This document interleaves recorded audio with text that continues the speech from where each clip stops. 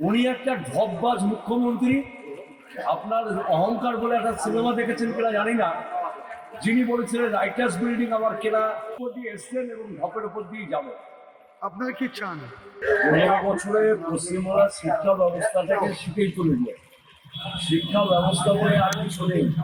কারণ পশ্চিমবাংলায় আপনারা জানেন যে পশ্চিমবাংলায় 8,200-র উপরে প্রাইমারি স্কুল বা কম বেশি স্কুল নিয়ে বন্ধ।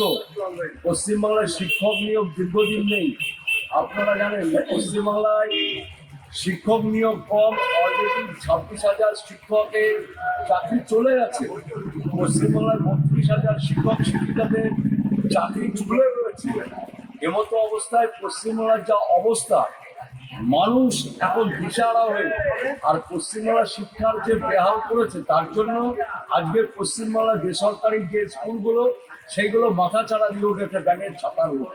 তাহলে পশ্চিমবাংলায় যদি পরিবর্তন ঘটে, তাহলে প্রথম কাজ হবে শিক্ষা এবং স্বাস্থ্য ব্যবস্থাকে ফিরিয়ে নিয়ে আসার জন্য। নাহলে পশ্চিমবাংলার মানুষ স্বাস্থ্য এবং শিক্ষা থেকে সম্পূর্ণ বঞ্চিত হয়ে আছে। উনি একটা ঢপবাজ মুখ্যমন্ত্রী।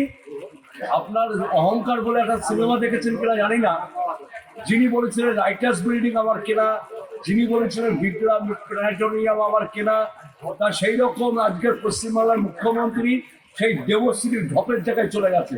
ইনি ঢপের উপর দিয়ে চালু করেছেন, ঢপের উপর দিয়ে এসছেন এবং ঢপের উপর দিয়ে যাবেন। আপনারা কি চান? এইবার যেন পরিবর্তন ঘটে এবং সেই পরিবর্তনের সঙ্গে সঙ্গে পশ্চিমবাংলার মানুষের জীবন জীবিকার যেন পরিবর্তন ঘটে। আজকে পশ্চিমবাংলার যে শিক্ষা নিচ্ছে, যেটুকু মানুষ পয়সা খরচা করে সেই শিক্ষার মান রাখতে গেলে আজকে সেই সমস্ত ছাত্র ছাত্রীদের বিদেশে বা বাইরে চলে যেতে হচ্ছে। তাই পশ্চিমবাংলার শিক্ষার হাল ফিরিয়ে আনতে হবে, পশ্চিমবাংলার স্বাস্থ্যের হাল ফিরিয়ে আনতে হবে এবং পশ্চিমবাংলার মা বোনেদের নিরাপত্তা সুনিশ্চিত করতে হবে।